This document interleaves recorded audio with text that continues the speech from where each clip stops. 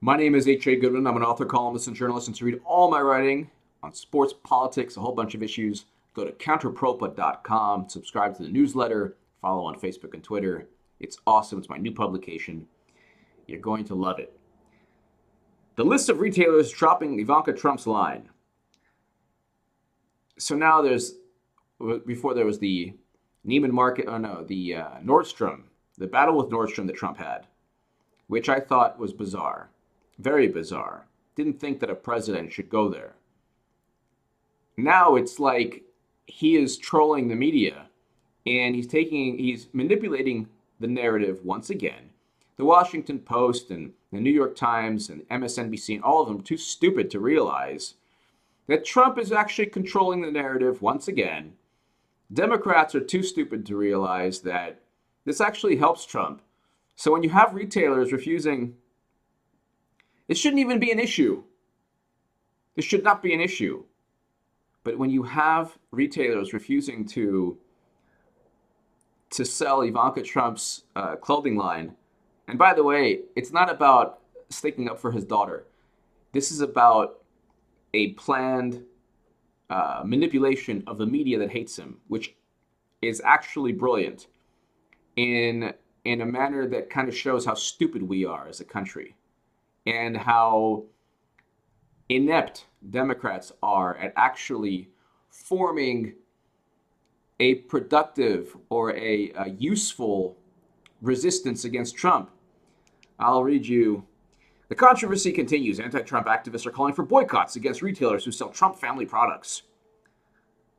Trump supporters are calling for boycotts against retailers who stop selling Trump products.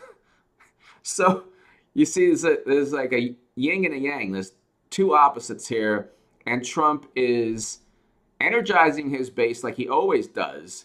And Democrats think they have the initiative, but actually they're falling for his trap. It's really sad. According to Bloomberg.com, here's the list. Belk, Nordstrom, TJ Maxx, ShopStyle, Jet.com, Belk, Macy's, Neiman Marcus, Nordstrom. Okay.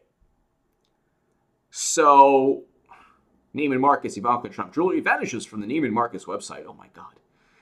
The company acknowledged in a statement that it has a very small Ivanka Trump consignment business that's assessed by productivity.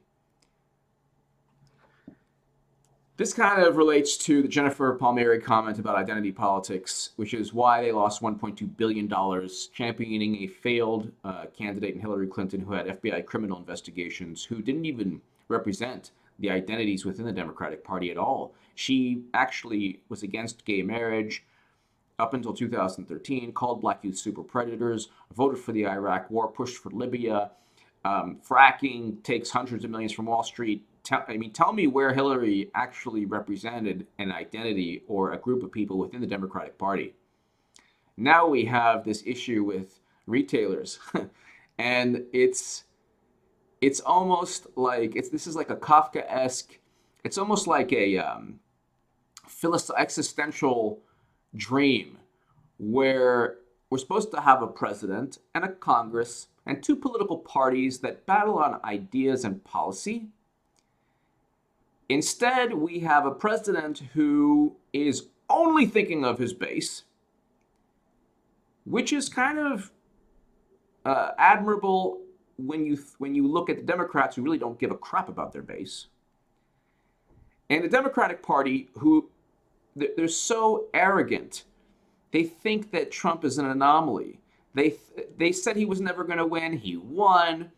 Now, it's just a matter before he gets impeached.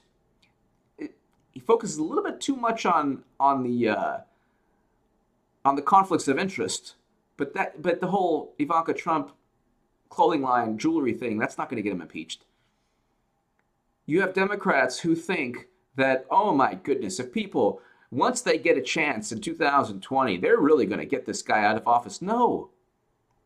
He is making, this is kind of, I'm all over the place, but he's manipulating the same media that hates him and that thinks that they're smarter than he is. The guy knows media. He knows Hollywood. He knows publicity better than any of the producers at MSNBC, better than any of the writers at the Washington Post. He's already defeated them. He's going to defeat them again, especially if he creates the narrative through Twitter.